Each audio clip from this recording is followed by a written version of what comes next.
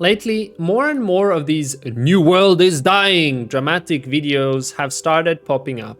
And like most people, I started being nervous and having doubts about the future of New World. So I did some digging and I'm now here to tell you exactly what my predictions are for the future of New World. Spoiler alert, it's not a dying game. As we all have noticed, the New World player base has had one of the most craziest drops in an MMORPG, going from 1 million peak players on day 1 to barely 100,000 players in less than 2 months after its launch. This is due to the insane long queues at the actual launch, endless game-breaking bugs, exploits, broken in-game economy, the lack of good repeatable content, and multiple other poor design choices. New World has had a seriously bad start, but does this mean the end is upon this new world? Well, before we dive any deeper, let's define at what point a game deserves being called dead. And I think there are multiple different perspectives to this. First, we have the popularity junkies. That's people defining a game being dead or alive depending on its popularity. If it's not in the top 10 most played games on Twitch, Steam, or other gaming charts, then the game is dead. Then there are people that define a game as being dead or dying when the player base keeps dropping and has no influx of new players. The player base doesn't stabilize and you slowly see all your in-game made friends leave until there's no one left, meaning the game is in a so-called death spiral and can be considered lost. This later leads to the game being set on life support, meaning the dev team is being reduced to a strict minimum. There is only one major update per year, and to keep the game profitable, there will most likely be pay to win. And finally, some people will see an MMORPG as dead only if the game is not accessible anymore, meaning all servers have shut down. Now that we've defined what are the most common "the game is dead" perceptions, let's find out how dead or dying New World truly is. For this, let's take a look at other MMORPGs released these last 10 years. Of course, the first bad boy on our list is The Elder Scrolls Online. The Elder Scrolls Online is an MMORPG developed by ZeniMax Online Studios and published by Bethesda Softworks. The Elder Scrolls Online was announced on May 3rd, 2012 and was released on April 4th, 2014 for Windows and Mac, but 1 year later, it was also released for home consoles. Shortly after launch, the game experienced a lot of issues, like the discovery of an item duplication exploit that allowed players to gain huge fortunes. This was quickly patched out, but thousands of accounts were permanently banned because of this exploit. Sound any familiar? The Elder Scrolls Online has received mixed or average reviews from critics, holding an average score of 71 across the PC, PS4 and Xbox One version on Metacritic. The game continuously improved since its launch and is now sitting on a highly positive review on Steam, with most players being happy with the game. The game has an active and loyal fan base, and even 8 years after its release, it is still holding its ground against all other MMORPGs. If you look at Elder Scrolls Online's popularity, you'll see a huge peak at launch and a big drop shortly after.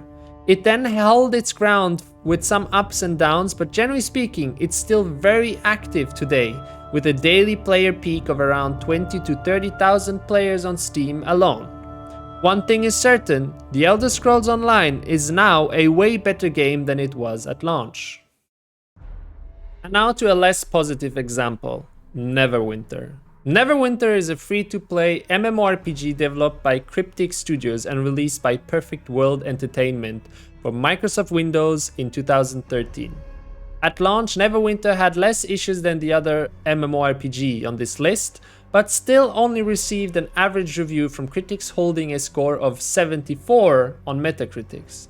The game has since declined rapidly, introducing absurd pay-to-win aspects to the game, disappointing all its fans, and is now on life support with content being taken out but no new content being added.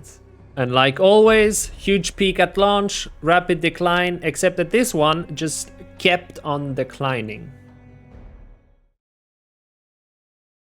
And finally, we have Wildstar. Wildstar was a fantasy science fiction MMORPG that was developed by Caribbean Studios and published by NCSoft. The game was released on June 3, 2014 with a subscription and later changed to free-to-play on September 29, 2015. While it was no longer required to pay for such a subscription, those who did were signature members getting a few bonuses such as increased experience and currency gain, otherwise called pay to win. On September 6, 2018, NCSoft announced the immediate closure of Caribbean Studios and that Wildstar would begin the process of winding down. NCSoft promised refund in-game purchases made after July 1, 2018, and Wildstar servers were announced to go offline on November 28, 2018 via the game website and the Steam discussion thread. This game is now but a memory and can no longer be played. Like all other MMORPGs, the game started with a bang but quickly lost the majority of its players shortly after launch until it completely died out. Okay, let's take a look at New World. New World, obviously developed and published by Amazon Games, started its launch with a beta. The beta was extremely well received and therefore had a massive spike of 1 million peak players at launch. But shortly after, New World lost 90% of its players due to bugs and duplication glitches and other serious problems. It stabilized at around 100,000 daily peak players. The reviews on Steam are sitting at mixed, and it's currently holding an average score of 70 on Metacritic. So as you can see, New World's launch seems almost identical to every other MMORPG. We see a clear trend. The initial release always starts off with a huge peak and shortly after a huge drop in players. Now it's true that New World has dropped from very far up, but it is also true that New World started with an immense player base and has still retained a very respectable number of 100,000 peak daily players. Don't forget, the other MMORPGs are also released on PS4 and Xbox, so New World numbers at this time is only PC players. Meaning, New World stays one of the most played MMORPGs on the market right now. In one of the most watched New World is Dying videos, made by the YouTube channel The Upper Echelon. He indicates that New World and Elder Scrolls Online cannot be compared because if you look at the Steam chart, you see that Elder Scrolls Online has started with a smaller player base and has grown over time. But this is wrong because the Elder Scrolls is not only accessible from Steam, and all the pre-orders and early purchases were mainly made on the Elder Scrolls Online main website. And since Elder Scrolls Online was also launched from their private launcher, there is no actual way of knowing the player peak at launch. Now before I get assaulted in the comments, please note that I myself am subscribed to the Upper Echelon and I enjoy his videos, but in this particular stance I personally believe he was wrong. Anyways, the best way to actually compare both games would be Google Trends. Now Google Trends is in no way a perfect way of comparing New World and Elder Scrolls Online, but it's the only way we have that gives a pretty good idea of how much interest there was for Elder Scrolls compared to New World. As we glance upon these charts, we notice something not all too surprising. The interest for Elder Scrolls at its initial launch was actually higher than the interest there was for New World. And after 3 months, the interest in Elder Scrolls dropped by 90%, which is basically identical to New World. Finally, by looking at what happened to the other MMORPGs I named, we can sort of predict how New World could evolve from here. And I think there are multiple paths New World could head towards, and I'll depict the 3 most probable scenarios. Scenario number 1. The upcoming updates are highly successful. New content drops in consistently, the bugs and exploits become an extreme rarity, we get lots of new PvP and PvE modes, giving the game a competitive aspect that make the game a lot more streamable, and therefore also keeping the big streamers in the game. Big quality of life changes make the game a much smoother experience, and finally, a map expansion gets announced. Amazon Games roll out an effective marketing strategy, and this brings a lot of players back. Surprised by how much the game improved, the player base is growing again, and New World establishes itself as a massive MMORPGs for the years to come, giving Amazon not only the profit required to keep the game completely pay to win, but also to release new content regularly. The game will stay relevant for 10 to 20 and maybe even 30 years, being on par with the success of Blizzard's World of Warcraft. Scenario number 2. New World releases new content on a regular basis. The bugs are not as common as in the first months of the game's release, but they still appear frequently with new updates. The devs are not able to completely catch up with the big setback of the launch, and therefore a lot of the quality of life features are not a priority. PvP balancing will always stay a topic in the New World's community because they simply aren't able to fix the base design flaws of the game. The game's player base stays more or less stable, even if over time the player base slowly flows away with the release of other, more exciting MMORPGs like Ashes of Creation. And there's clearly less of an influx of new players compared to the number of players leaving. After 1 or 2 years, Amazon tries to boost their unsatisfying income by introducing the famous convenience items, giving just a slight advantage to the players spending money.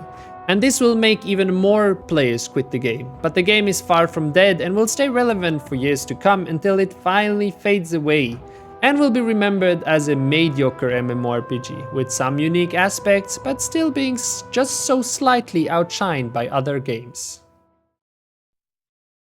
Third scenario. The game never recovers from its launch. The bugs persist because of the game's rotten foundation, making the devs burn out because of the never diminishing pile of work, with every patch releasing the same amount of new bugs as the patched ones.